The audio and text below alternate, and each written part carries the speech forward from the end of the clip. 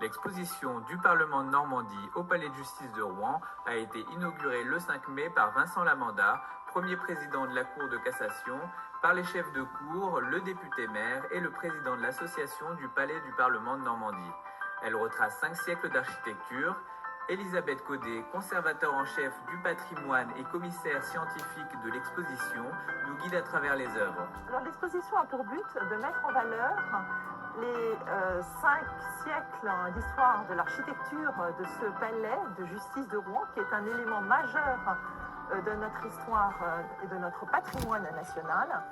Et en réalité, c'est surtout aussi pour mettre en valeur toute la campagne de restauration qui a été menée de 2002 à 2010 de l'ensemble des façades qui en fait menaçaient ruine. Vous découvrez ici le volume de la salle des procureurs qui a été édifiée à la fin du XVe siècle sur la volonté du roi Louis XII quand celui-ci a voulu transformer l'échiquier en un échiquier permanent. Et il a donc, en 1499, favorisé, si vous voulez, la création et surtout la construction de cette grande salle. L'exposition se déroule en 5 séquences qui permettent de retracer, si vous voulez, l'histoire progressive du palais de justice. Alors, vous vous trouvez devant la maquette des charpentes du palais royal, c'est-à-dire la partie centrale du palais de justice de Rouen, au fond de la cour d'honneur. Et cette maquette a été réalisée dans les années 1995 par un spécialiste de la charpente qui s'est véritablement passionné pour les charpentes du palais. Cet objet vous montre à quel point les Rouennais sont attachés au palais de justice, qui fait partie véritablement, qui est un élément très fort de l'identité normande. Alors vous vous trouvez devant un des joyaux du patrimoine du palais de justice de Rouen.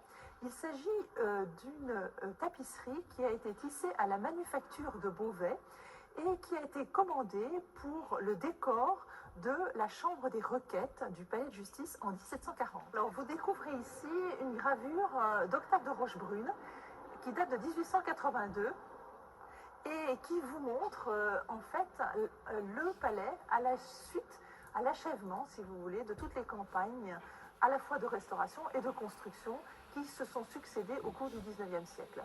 D'une part, vous voyez à droite de la tourelle centrale eh bien, la restauration de tout le grand décor sculpté des hautes lucarnes et de la galerie. Et puis par ailleurs, vous découvrez à droite l'escalier, qui est l'escalier de la cour d'appel, qui correspond donc à la construction de tout ce corps de bâtiment dans le style gothique, dû à l'architecte Grégoire, qui a mené, si vous voulez, l'ensemble de ces constructions entre 1838 et 1845. Vous vous trouvez devant une toile dramatique qui vous montre l'état des destructions du palais, notamment entre la rue aux Juifs et la rue Eugène Boudin, à la suite des bombardements. Le palais a été atteint par 2 vagues de bombardements, la première entre la nuit du 18 au 19 avril 1944, la seconde après le 26 août 1944.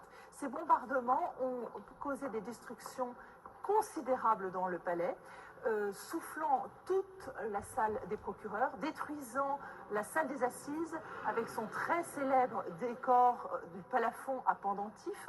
Et ces destructions, vous pouvez vous en rendre compte avec tous les amas de décombres qui sont ici devant le palais et la façon dont la population rouennaise atterrée découvre l'état du monument auquel elle est très attachée.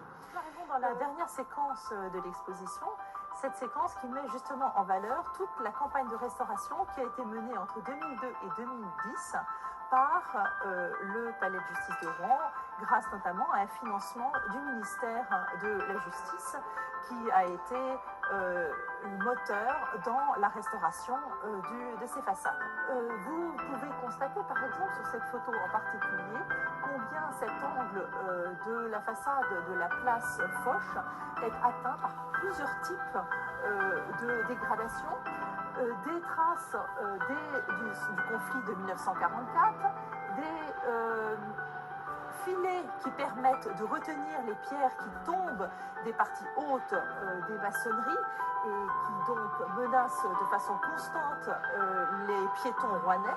Et puis également tous les détails des décors sculptés qui sont profondément altérés, aussi bien en ce qui concerne les corniches que par exemple ici au niveau de l'anse de panier de la porte, le décor du pinacle et du tympan de cette porte.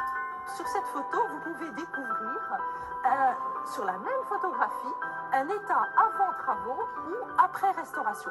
Vous voyez combien à gauche la façade est noircie, combien les maçonneries sont atteintes, les décors sculptés sont atteints, et combien à droite, eh bien, vous vous retrouvez face à un état de la pierre parfaitement clair, avec une très jolie luminosité de la pierre et un état parfait du décor sculpté.